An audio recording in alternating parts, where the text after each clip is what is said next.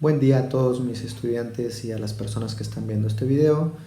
Vamos a hablar del tema del ADN y la continuidad de la vida, o mejor dicho, vamos a darle un cierre. Y hablo de cierre porque ya has trabajado con una portada, también trabajaste en un audio sobre algo que nos platicaste de los cromosomas, genes y el ADN, y también estuviste trabajando en el libro de evidencias. El aprendizaje esperado que tenemos en este tema es: describe la importancia, funciones y ubicación de los cromosomas, genes y ADN. Como una introducción veremos algunas diapositivas tal como la que se está mostrando, en el que el subtema es la importancia del ADN y una serie de eventos en los cuales investigadores estuvieron llegando a conclusiones sobre esta parte del tema que estamos viendo. Por ejemplo, en 1866, Gregor Mendel, un monje, llegó a la conclusión de que había unas partículas que transmitían las características biológicas de una generación a otra, que hoy conocemos como los genes. Para 1869, Friedrich Michel aisló una sustancia del núcleo de una célula eucariota, a la cual llamó nucleína. Vamos a estar viendo ahorita más adelante o recordando algo de las células eucariotas. En 1944, Oswald Avery descubrió que la nucleína era la responsable de la transmisión de la información genética de padres a hijos, actualmente conocida como la molécula del ADN o el ácido desoxirribonucleico. En 1952, Rosalind Franklin obtiene mediante rayos X la famosa fotografía 51, en donde se puede apreciar la estructura de doble hélice que tiene el ADN. En 1962, algunos investigadores como Watson, Crick y Wilkins fueron premiados con el Nobel de Química o el Premio Nobel de Química, quien previamente, junto con Rosalind Franklin, dedujeron la estructura del ADN, aunque cabe mencionar que a Rosalind Franklin no le otorgaron, no fue reconocida en este Premio Nobel de Química.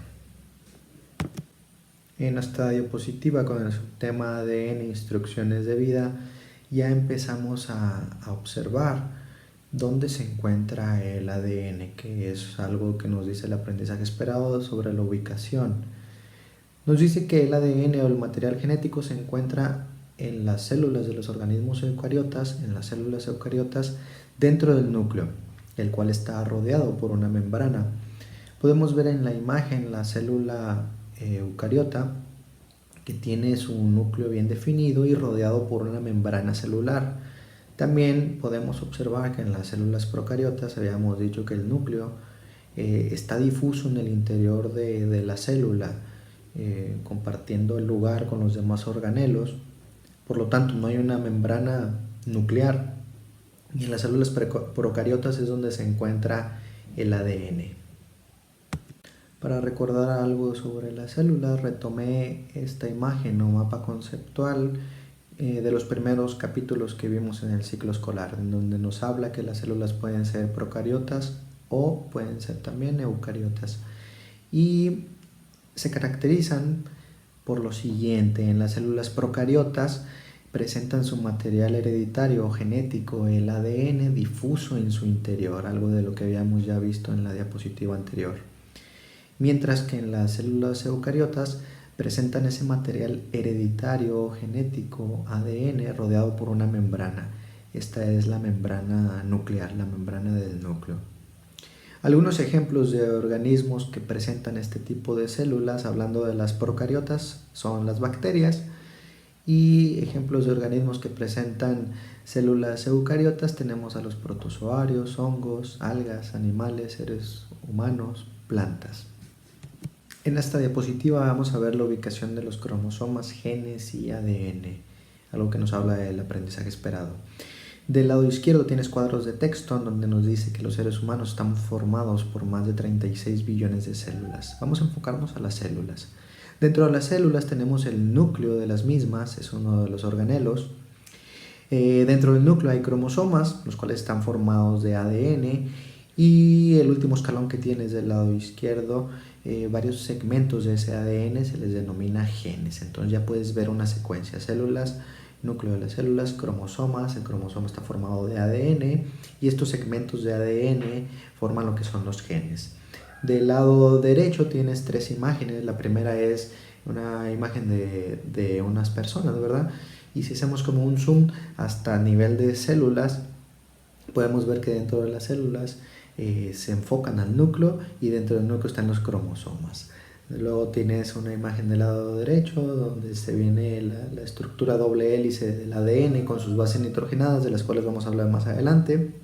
Y por último, en la parte inferior derecha tienes una imagen donde dice o bien el dibujo de una célula, luego se enfoca al núcleo, a los cromosomas, dentro del núcleo están los cromosomas y después una estructura doble hélice de ADN.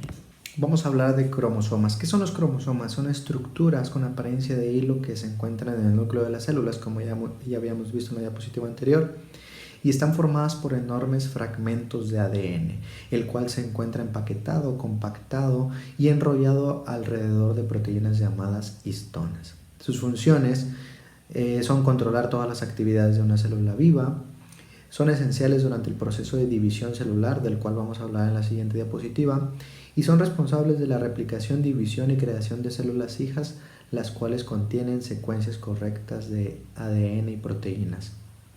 Las células humanas, contienen 23 pares de estas estructuras, es decir, tenemos cada persona 46 cromosomas en total, de los cuales la mitad proviene de la madre y la otra mitad proviene del padre.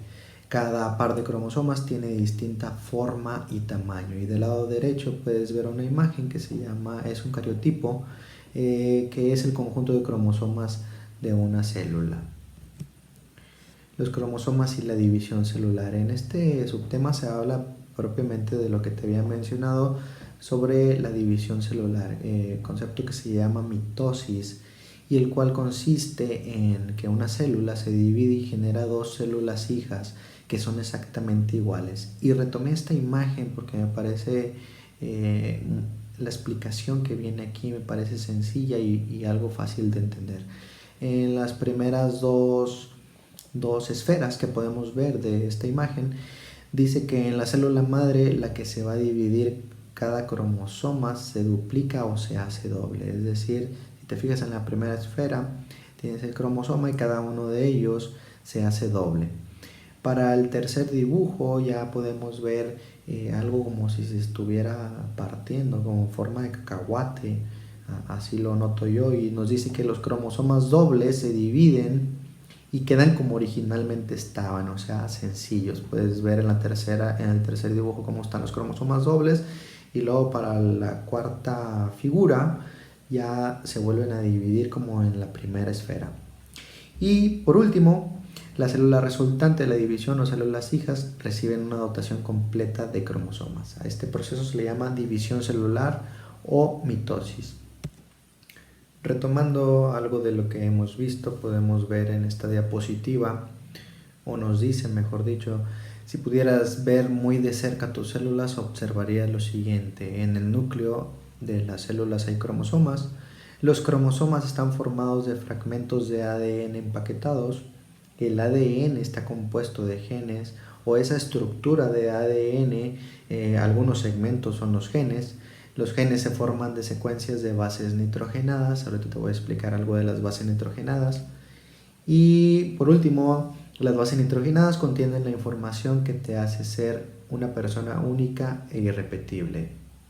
Esta información es importante ya que nos habla de que los óvulos y espermatozoides contienen 23 cromosomas cada uno. Sin embargo, cuando estas células sexuales del ser humano están en la etapa de fecundación, o luego de la fecundación, el nuevo ser humano tendrá la dotación de los 23 cromosomas de cada célula sexual para llegar a formar los 46 cromosomas que tiene el ser humano. El par número 23 se refiere a los cromosomas sexuales, y nos dice que la madre aporta un cromosoma X, mientras que el padre puede contribuir con un cromosoma X o un cromosoma Y. Por lo tanto, es el padre quien determina el sexo del bebé, lo cual es el último punto, el cual nos dice que si el sexo del bebé es una mujer, los cromosomas sexuales serán XX, y del lado contrario, si es un hombre, los cromosomas sexuales serán XY.